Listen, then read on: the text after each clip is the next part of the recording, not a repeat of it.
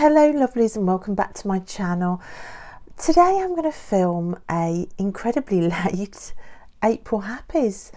I don't know about you, but my days just seem to be zooming by so quickly.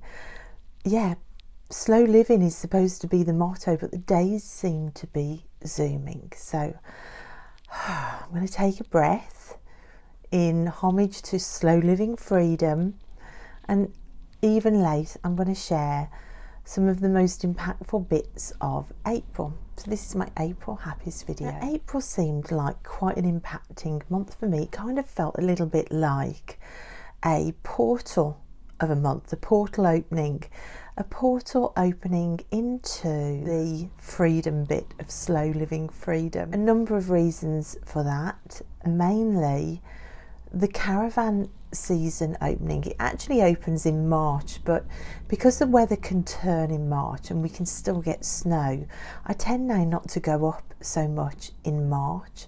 So I opened the caravan in April with a 2-week Easter holiday. Perfect timing for me to go up there on the first week by myself with just the dogs and to set up the van, reconnect all the water pipes, make sure that everything was okay. It kind of was okay, but I realised that the shower leak that was very slight last season was a lot worse this season. So I got plumbers in, I've just had a new shower fitted in there. So I got all of those jobs done in April. It was wonderful to be back on the beach, walking the beaches with the dogs, letting the dogs play in the rivers. I know I did a video about that. All that first week, it just felt like soul food. The second week I drove home, picked the kids up and drove back again, and we had the most wonderful week. The weather was glorious, it was really sunny. We revisited the castle and had picnics, and we played our chase game on the castle walls. We went to Tilly's favourite, which was the 2p arcade game. It was just wonderful to be back. One of my favourite things not only was visiting the art gallery, but also joining the library up there. It was just so lovely to have library membership again somewhere. One of the most exciting things in there was they have a whole shelf of Shakespeare study guides, and at the caravan I have a vintage complete works of Shakespeare book which I wanted to read, but I knew I needed study guides to get the most out of the plays, and I was reluctant to buy any. I'm on no buy as well, and I walked into the library and they've got an entire shelf of study guides for each of the Shakespearean plays, which is just wonderful. So up at the caravan I've been studying The Taming of the Shrew, which I am just loving. I can feel a new passion beginning. The kids got books as well there at the library. It was just lovely. We had a week of reading, a week of beaches, a week of together time. It was wonderful. Of course, in the Easter holidays there was the obligatory Easter egg hunt as well, and I did a treasure hunt around the house as well as mini eggs hidden all over the house. The treasure hunt was to find a stash of bigger Easter eggs, and the kids loved that. Also, I spent some really lovely time with Tilly, another first, not only getting back to the caravan at the start of a season, which is the first time for 2 years, but also lunch out somewhere. When I drove back from Wales to pick the kids up, Poppy and Busby were having a day out with their dad, so Tilly and me had just a girls' day, and we went to a local farm to look at the animals and to walk the gardens. But they have a beautiful cafe there, and we had lunch together at the cafe, the first meal out together since March 2020, and it was just wonderful.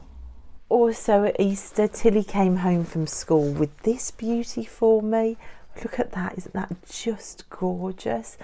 There is some other artwork. She did a leaf drawing for me somewhere, and for the life of me I cannot find it anywhere, but I want to show you this. This is going to sit in my tarot room just here on the boxes of decks I'm using at the moment. Also had gifts from Busby. Busby had made in woodwork this beautiful phone charger stand but he adapted it. He talked to his woodwork teacher and asked if he could adapt the back and do something different on the back of it, because he wanted to gift it to me, and he wanted to combine a painting of his own that he'd designed with his favourite animal, a giraffe, and my favourite animal, the octopus, on. And this came back at Easter time as well. Just glorious, glorious gifts from the children. There's also been loads of walks in the woods with the dogs. I just feel like I've been getting out more. And that just feels wonderful. It really does. Not only in my local woods, but also with my friend who I invited to come and visit the Bluebell woods with us right at the end of April. All the bluebells had started opening, and yeah, I took her to this magical wood, and the kids and all our kids, and we had picnics there in this just gorgeous, gorgeous bluebell wood. It made me really look into the mythology of bluebells, which I loved. This deck is brilliant. With its card with the bluebell. Now, the bluebell card in this deck really shows, I think, the history of the bluebell, because the history of the bluebell, its starchy sap was used for glue, and the meaning of the card, this card and the seed and sickle, is if things are coming apart, you either need to ask for help, or you need to put things in place to stop your plans falling apart like glue. And you can see the history of the bluebell in this card. The glue was used for bookbinding. It was also used for gluing the feathers onto arrows. So it's all there in this card, which I loved discovering. Also in the house, there were some changes in my bedroom during April. I'd got extra pieces of furniture from after Busby's birthday room makeover. He didn't want his big writing bureau anymore. He wanted something a bit more modern and boyish. So that was knocking around. Also, I'd got a black unit in the lounge from the lounge declutter that was surplus. So rather than getting rid of them, I put them into my bedroom. Now, it just goes to show how much I've decluttered my bedroom, that I can fit these two pieces of furniture in there. And I just loved it. I've always wanted a writing bureau. I love this one. It's where I've been studying my tarot. The black unit in the corner I turned into a Morrigan altar. I really wanted a designated space for deity work. On the top you can see I've got things to do with Bridget the Morrigan and the Dagda. There's a shelf for poetry that I write in honour of the Morrigan as well. So it was a change around in my bedroom. I also put back the big altar which I'd taken out. So I can't believe I managed to get the big altar back and two big pieces of furniture back in, and it still feels decluttered. It really does just go to show how much stuff I've got rid of. The smaller writing bureau is where I do my Arthurian tarot study in the Hallow Quest. I've started pulling cards on the Morrigan altar from the Crow Tarot, and I use the artwork that I did when I had a experience with the Morrigan and Bridget and the Dagda in the woods. This piece of mixed media art was a piece inspired by that experience, and I use it to put my single card pull in conversations with the Morrigan. It's reduced down to a single card pull because that feels right. And I heard very strongly the Morrigan say to me, don't pull another card till you've sorted this, till you've done the work. So I pulled the Eight of Cups to walk away from things that no longer serve me. And it's been up there now all of April and into May, and every time I go to pull another card I get told no, to leave it. It was a real push by the Morrigan to walk away from things that don't serve me. So I ended up writing a list. What things do I need to walk away from? The very top thing on that list was to walk away from telling myself I'm not good enough. So to walk away from self-berating and lack of confidence, have a bit more confidence in myself. And I put in brackets on point number 1 of this list, perhaps say yes to a live the next time you're asked to do a live. because I've been saying no to a lot of lives just because I got scared about doing them. I got worried that I couldn't do them. I wouldn't be good enough to do a live. And don't you know, within an hour of writing that list with that as number one at the top of the list, but I got a message from Richie at Longman Tarot asking me if I'd like to do a live on his channel, which I did actually at the beginning of May, so that wasn't part of April, but him asking me was, and I was just blown away by the timing. Of course, my immediate gut reaction was to freeze and to panic and just to make up an excuse and say no again. But I said yes because of that 8 of Cups out on the Morrigan altar that's been newly made. And then before that even happened, I had a chance to do another live as well, which I also said yes to, which did happen in April, which was on Simon's channel, The Hermit's Cave. And again, that was fun as well. And I think I might possibly be getting just a little bit less nervous about. There are other things as well that I'm walking away from, but time will tell before I'm ready to share those. But yeah, it's been a really impacting month. So I've continued playing with pastels as well in the art studio. I've finished another Sheila and a Gig picture, which was really fun to do. I finished decluttering the art studio as well, which was amazing to accomplish that. It's just been wonderful to get it more usable in there. And of course I opened the garden gate as well. I faced the music and did a garden tour which filled my soul with absolute joy. They're probably the least watched videos on my channel, but they're probably the videos that just fill me up the most. So thank you if you do watch those videos, and I've had the most wonderfully encouraging comments on them, which I can't tell you guys how much that means to me. It makes my journey feel like I've got somebody to share it with.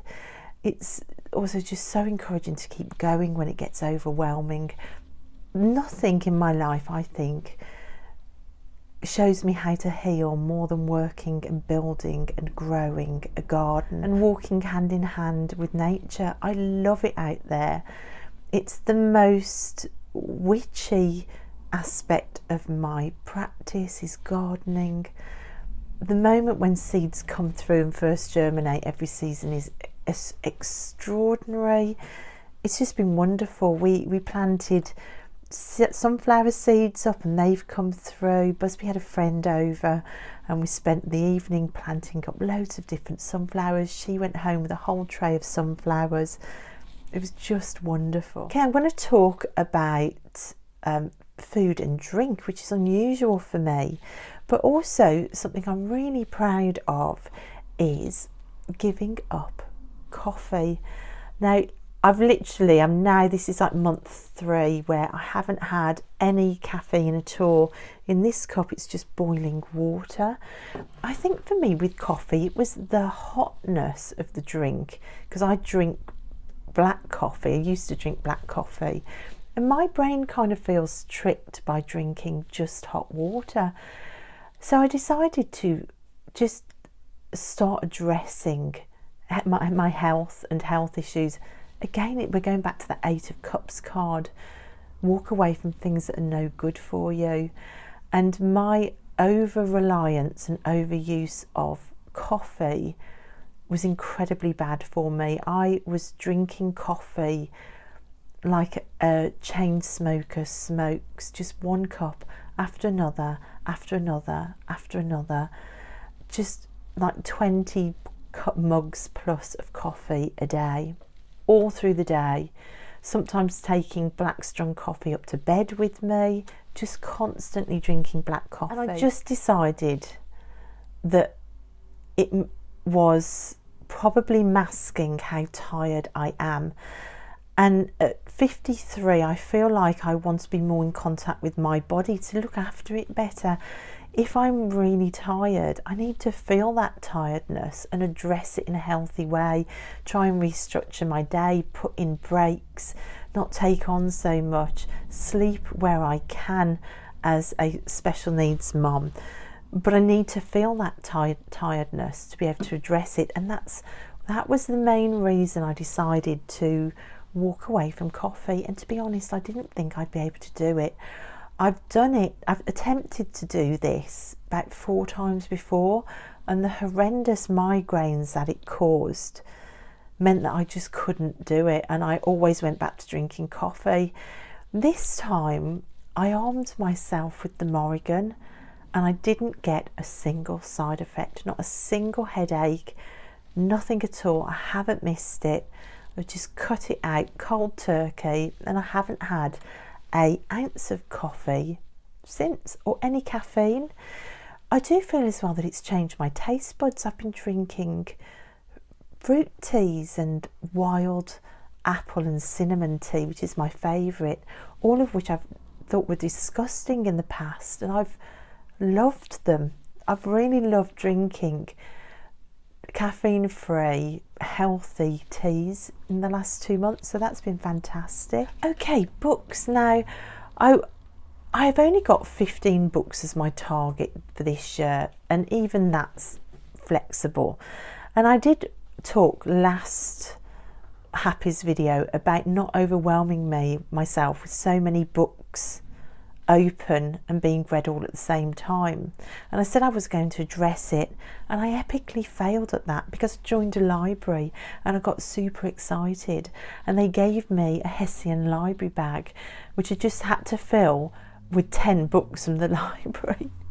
So suddenly had, on top of everything else, 10 library books. A lot of them are at the caravan. I brought a few home. So the first book that I read at the caravan was a book called Slow, Live Life Simply by Brooke, McArlary. Now, because they're books from a library, I suddenly realised I couldn't write all over them, which I do with all my books, fiction and non-fiction. I dog-ear pages, I annotate, I underline, I highlight. I couldn't do it because it wasn't my book, and I was suddenly lost, not being able to read with a pen in my hand. So what I did, I started doing this. Now these are printed out pages from my notes app on my iPhone, and as I was reading, if anything jumped out, I just opened my notes app. You can see these are notes for the slow book. Ignore the tables. I put tables, suddenly appeared, and I couldn't get them out, but they're quotes from the book or things that I found really interesting.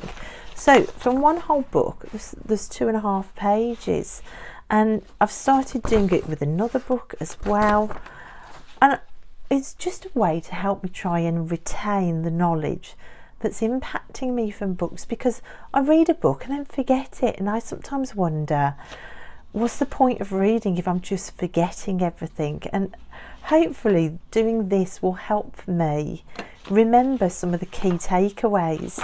So for the slow book, I wrote some quotes out, like when she was talking about slow living, and I loved the quote, "I wanted to find a life of more on the other side of less." What a perfect analogy of slow living, and how I felt at the start of the year when I chose the phrase slow living freedom as my phrase of the year, and decided to step right away from consumerism and do no buy. And it's that finding more on the other side of less. So that kind of really talks about a value-centered life, where the most important things in life aren't things, and it's that I'm chasing, and it's that this book talks about. She says the quest for more is spoken about as more stuff, status, activity, likes, followers,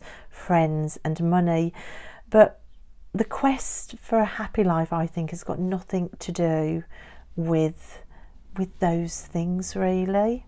She talks about like the chase that this sort of social media age puts us in, where, you know, we're being sold to all the time, and we're chasing more all the time and acquiring things. and like chasing career status and the next car or the next holiday, without ever pausing to just appreciate what we've got, or to go out into the woods and appreciate that, or to grow a garden. And the whole book kind of really resonated. The world makes us hyper connected, but also disconnected. So we've never been more connected with each other with social media and our phones, but we've also never been quite as disconnected either. Hyper connected but utterly disconnected all at the same time. And how imperfect action every day can lead to a big change overall. So these are just some of the takeaways from this book, which I'm sure I'll talk about again when I do a slow living freedom update at some point on the channel. But yeah, it was just really, really lovely. Another book I read up at the caravan, another one from the library, which was a fiction book called Cunning Women, a feminist tale of forbidden love after the witch trials by Elizabeth Lee. This was just a really easy, simple read. In my mind, it kind of felt like a library book read, if that makes sense. I know what that means, but it wasn't tough to read. It was nicely written. It wasn't anything spectacularly poetic. It wasn't something that made me grab my heart in wonder on repeat, but it was a good story, it had a good plot, it kept me turning the pages. And what it did do is it made me realise how tough that era in British history, where women who used herbs or women who were healers were persecuted and outcast and left basically running for their lives during that time of history. It was a tragic love story. It was gruesome in parts, but it was a really good read that I did enjoy. Definitely not a 5-star, but a good 3. The book that I brought home from the caravan and I've been reading here, which is a full-on 5 out of 5, is this one, The Wild Isles. It's a monster of a book. It's nearly 900 pages, so this is still ongoing, as you might imagine. So this is an anthology of the best British and Irish nature writing. It's by Patrick Barkham. It features writers that are really well known. So you've got Anna Adams, Sarah Baum, Elizabeth Jane Burnett, Dorothy Wordsworth. He did say in the introduction that he was very aware that there was a gender divide in nature writing that's been published, and in this book he's taken all different time periods. So there's some very early writing, there's modern writing in here as well, but he's tried to address the balance with the fact that it's just been middle-aged white men that have been published in nature writing historically, and he's tried to address that balance in here to acknowledge some incredible female writers, hence Dorothy Wordsworth's work is in here. And I've loved it so far. Now I've read the first section. Oh look, there's my library thing. Now it's broken up into different sections. So you've got a section on birds, mavericks and underdogs, fields and farming, 4 seasons, moors, heaths and mountings, wild childhood, woods, future nature, swimming, nature as a cure, urban nature. So you've got all different sections. I have read so far birds and mavericks and underdogs. I'm halfway through fields and farming, and it's been completely magical so far. These are my notes on it so far. In the introduction he says that the poet Patrick Kavanagh put it brilliantly. He said, all great civilizations are based on parochialism. To know fully even one field or one land is a lifetime's experience. In the world of poetic experience, it is depth that counts, not width. A gap in a hedge, a smooth rock surfacing a narrow lane, a view of a woody meadow, the stream at the junction of 4 small fields. These are as much as a man can fully experience. And I read that and I was completely hooked, because for me that is that feels like my experience, not only of gardening and growing a garden, where you get to know each stone, each plant, each tree, each leaf, each shoot coming through, but also it's my experience of returning to place, which I spoke about in my Bluebell video, that what happens if you keep going back, go back to the same place, to that gap in the hedge, choose somewhere and go back and fully experience it, and you will realise there's more depth there than a lifetime could reveal to you. And I just loved that quote so much. It's also the quote about how I feel about going deep with tarot, like the Arthurian tarot study that I'm doing, that sitting with something until it opens up the deepest aspects of its soul to you. And I suppose that's why I've been called into slow living. It's that call to still waters, to going down into the depths, just using one deck. So my Arthurian tarot deck has become kind of that gap in the hedge, if you will, or that smooth rock surfacing a narrow lane. It's also taught me about ragwort, the weed, and that there's something called injurious weeds. There is a classification of some weeds that they're called injurious, which I'd never known before. And I pulled out some ragwort on my drive because a visitor had exclaimed in horror, "You must get rid of that, it's awful." And ragwort is one of these injurious weeds. And reading about it, it's simply not true. And I'm thrilled to say I've discovered some more coming back and in the back garden, and I am leaving it. And that's one of the type of things I want to talk about when I do my gardening videos, sort of stories around the different plants like that. So ragwort will be coming back onto the channel as well. And in the birds section, the writers that talked about birds, there was some fascinating writing about crows and the language surrounding crows, which I found fascinating because, of course, my link with the Morrigan. The fact that the words "a crow's nest" means a robber's den in Scotland, or to sit like a craw in the mist means to sit in the dark, or to have a craw in one's throat means you've got a craving for a drink, or a group of crows being a murder of crows, or a group of ravens being an unkindness of ravens. The language around crows, it's very, very dark and fascinating. But when you look about the reality of crows that the book goes on to talk about, they live faithfully in pairs, but also form part of a working society. Just a fascinating read when you start looking into crows. Like I say, I've been reading The Taming of the Shrew with the study guide. Oh my gosh, studying Shakespeare is just a joy to the soul. I've spent hours swinging in my swinging chair on my balcony by the ocean with Shakespeare in my hand and loving every second of it. Also, I've continued with this fiction series. So this one was finished just before April, which is book 1. So this is the series of books by Catherynne Valente. This is book 2. I think there are 4 or 5 books in this series.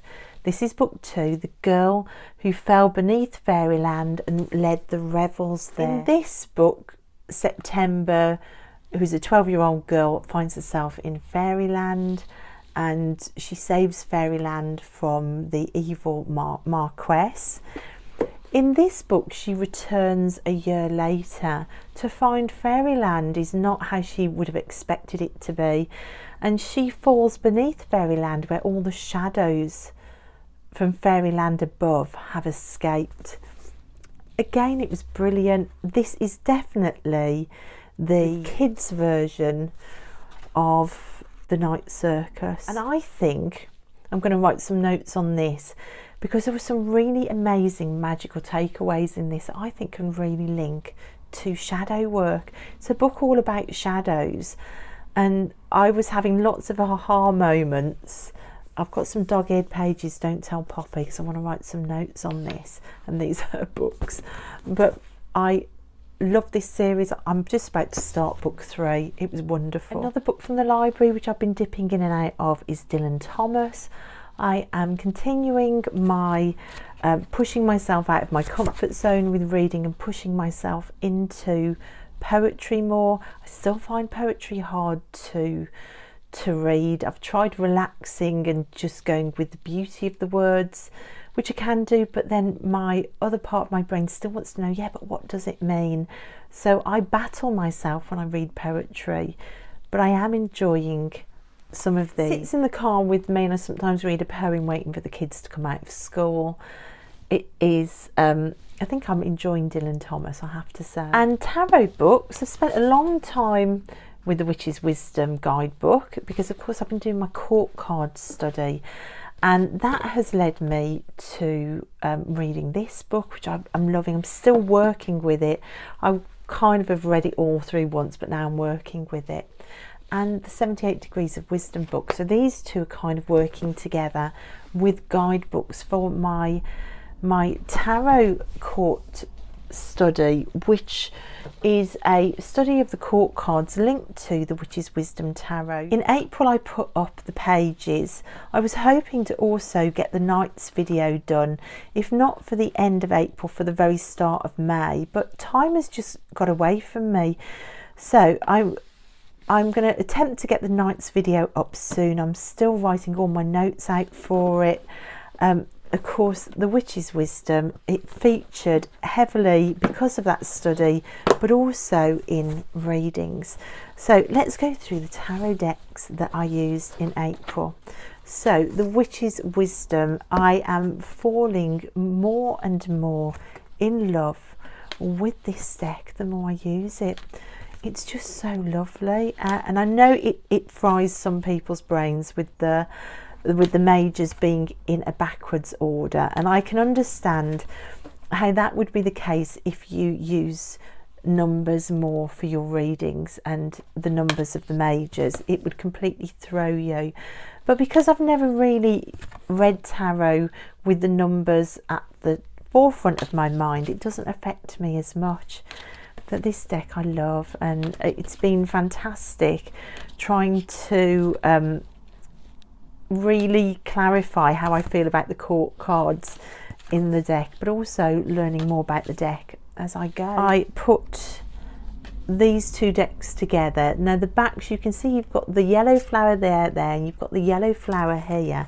This is the seed and sickle with the Witch's Wisdom, which I've shown before.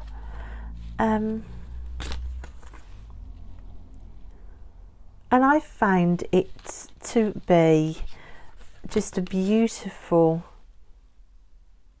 combination. It is a really nice pairing. When you use them, even the feel of the cards feels like they should be together. It's just really worked nicely. I've loved the messages I've got from them. It's kind of a gentle read sometimes without pulling any punches. It's not like just positive messages at all, but it still feels gentle. I think it's that sort of natural aspect of it, and the plants and the animals combined. It kind of sums up where I feel at the minute. Yeah, so look at these, just a gorgeous combination. That's the Witch's Wisdom with the seed and sickle, and that's been a big part of April because of course it's had the study going on with it. And I'll put some pictures in here of some of those readings and what they looked like as I pulled them, and I think you'll agree they really do look stunning together. Also, as part of that court card study, I went to a Rider-Waite deck, which I tend not to reach for as much, to be honest. I went to a Rider-Waite deck to compare to the Rider-Waite deck, all the court cards, and I've been using this one. Now this was gifted to me and I really love it. It's a yellow box. I think it's a 1980s yellow box, and it's gorgeous. It's one of these with these backs. I really love it so much that it even escaped out of the study I was doing, and I've used it for a few readings all by itself, which I think I might continue with.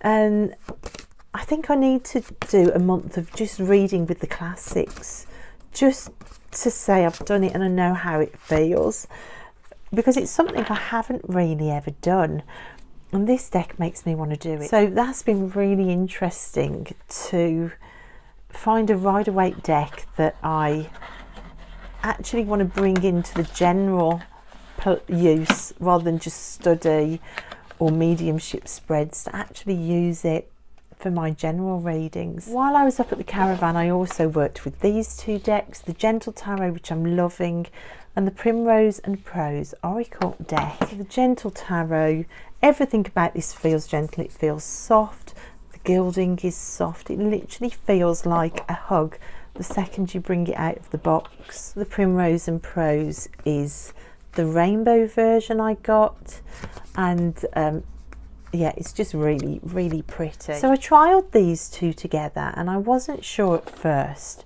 whether I liked them, but the more I worked with them together, the more I began to feel like they did have things to say with each other brought into readings. Can we just take a moment to just look at these last few cards? Look at the sadness of that, and that sad robin, and then all the marks around the edge of this woman with the wings around that. It's things like that that really strike me sometimes with decks, and it makes me just want to carry on working with them together. Look, the circle of flowers there with the two of them. Yeah, so these have been interesting to work with. I'll put some pictures in of the readings that I actually did up at the caravan, so you can see how they look in a real life reading. It's a combination I'm going to continue with. I have to confess, I am a little bit behind with the Hallow Quest and the Miss of Avalon. Like I say, and I'll say it again, I literally do not know where the days are flying to. I seem to start Monday, and before I know it, it's Friday, and I'm still like stationary on loads of things. So I need to catch up with the Arthurian tarot work and my Hallow Quest work with that. Also the Miss of Avalon as well. I have done a couple of readings with this, with the Arthurian. Still think the two work magically together. I love them both. They need to come back into play soon, but I have been distracted by the most gorgeous deck in April. Now, in a Discord group I'm on, there's a study going on at the minute of the Margaret Peterson, and I only have this older version, the white cards one, which I love. I didn't think I liked the burgundy reprint of it, but the more I see it, the more I love it. But you can see I bought this deck really cheap second hand, and can you see the box has got like this sort of knife cut in it when it came to me, which I didn't know about when I bought it. You can also see the edge of the damage on the book, like a proper slice. So obviously something was cut on top of the box. And if I can find, see, I think it's the Three of Cups. Yeah, it's the Two of Cups actually. Can you see here? Can you see there? It's where the slice is.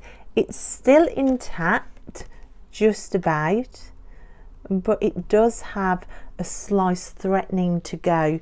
Now, because of that, it put me off using the deck when I got it. So it kind of sat unused, even though I think the guidebook is fabulous. So when I saw the study group start on the Discord, I didn't join in for a while, but then I thought, well, why don't you just use the deck that you've got, and if you really love it, then you can reorder the new edition, the burgundy edition, which won't be cut. Order it new, don't get it second hand, and make sure you get an undamaged one. So that's what I started doing. I started joining in the study in the group and sharing my thoughts, which has been really fun, and working with this deck, and I've loved it. I absolutely love it. and I'm definitely getting the burgundy version for certain. I've been getting so much out of this deck, and it's this deck that kind of led me astray from the Hallowed Quest. So this deck I started using daily to clarify my week ahead spread. Now my week ahead spread, I've started to do my week ahead spread differently. I do a reading for the whole week, and then I each day I pull clarifying spreads around the cards for the week ahead. I'll do a separate video about it, but this is the deck that I've been using for the week ahead spread. I'll put some pictures in now of the week ahead spread so you can see the layout of the cards for a single week. I love this deck. It's been fascinating. It's the first time I've really worked with it for any sort of length of time, and I am loving it so much. So this is the Magician's deck, but I've been using it in conjunction with the Margaret Peterson to clarify daily the cards that have come up from this week ahead spread, and the combination has been wonderful, absolutely wonderful. So both slightly different, but just fantastic. I think the one day I ended up journaling about 10 sides in my journal from just one reading that it opened up for me. And I can honestly say the Margaret Peterson, in the space of 2.5 weeks, has gone from an unused deck to one of my favourites. And I do think the guidebook, even though it's just a tiny little guidebook, is completely stunning. I mean, look at these cards, they're just wonderful. Look at them together. So this combination has kind of rocked my April in a huge way. I've loved it. With those two decks in play, I've also brought out the Literary Witches Oracle, which I said to my friend, I can't believe it, I actually feel like I'd forgotten I'd got it, and it's one of my all-time favourite oracles. It's definitely top 5, definitely. These are the backs, and it's just been wonderful to pull out as clarifiers with the Margaret Peterson and the Magician's deck. I mean, what a strange combination of decks to go with, but it's worked beautifully. Again, I'll put some pictures in here of my readings throughout April so that you can see them work together. I spent a whole week collecting driftwood on the beach in Wales, so just amazing pieces of driftwood. So some smaller, some really thin, some larger pieces. And I want to start doing possibly some artwork with this driftwood. But what I did also do at the end of April is I revamped my desk to make it a lot more simple, a lot more natural. I will put in a photograph of one of my tarot readings this month in May, just to show you the setup that I ended up with on the desk, which I just love. So that's it, guys, a real month of portal opening, I think, and getting into a completely new space. I've given up coffee. I proved to myself I can do hard things, and it's made me feel like I can tackle other harder things in my life. The Morrigan gave me the 8 of Cups, which has stayed with me all month.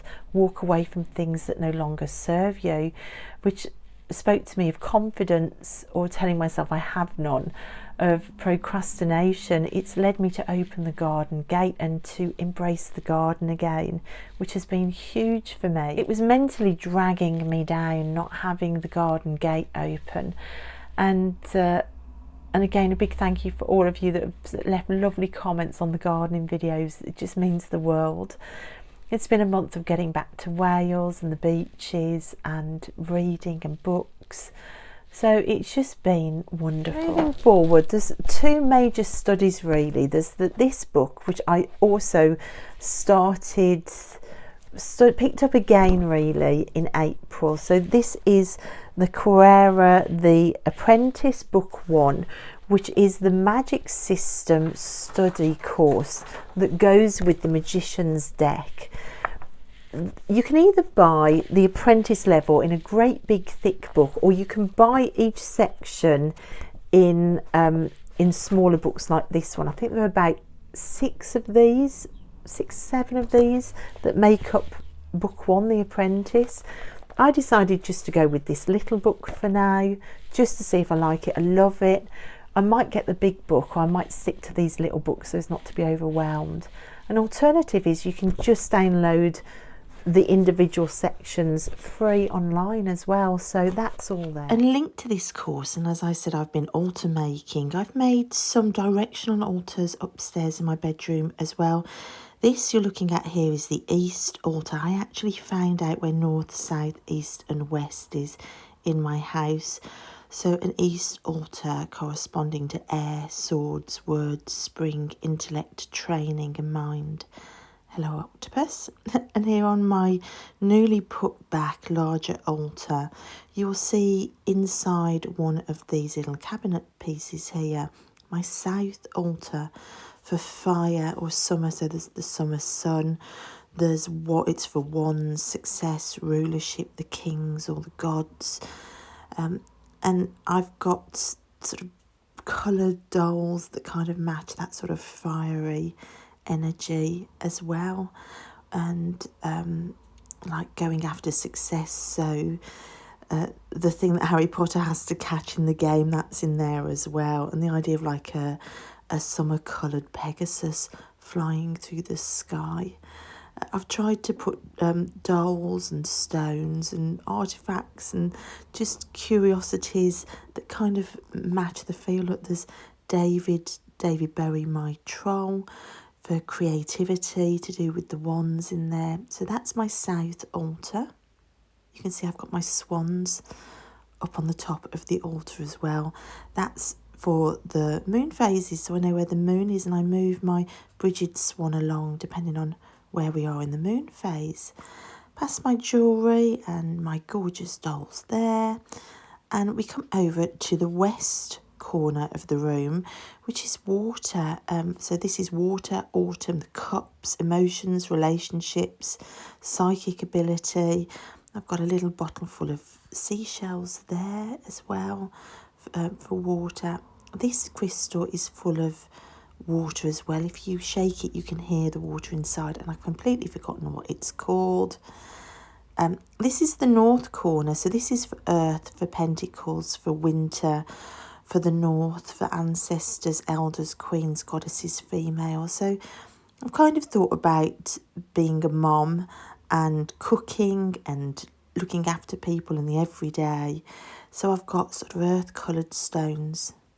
Even the doll is holding something that she's cooked, so that idea of providing for a family. Look, there's a snow globe there that the kids bought me that says Mom. So this is very much my North Pentacles, earthy, female mothering side. Look, there's a swan with a baby as well. So those are my 4 directional altars. So I want to carry on with that. I've got to get better with the annotating, note taking for that course, and of course the Hallows quest. I do want to get back to that, but we're already, what is it, it's Friday the 13th. Oh my goodness, it's Friday the 13th of May already. We're zooming through May already. So yeah, slow living. Let's take a pause, let's not take on too much. But that was my April. It was a fantastic April, a liberating April, I have to say. Thank you so much for watching, guys, and I will see you next time. Bye.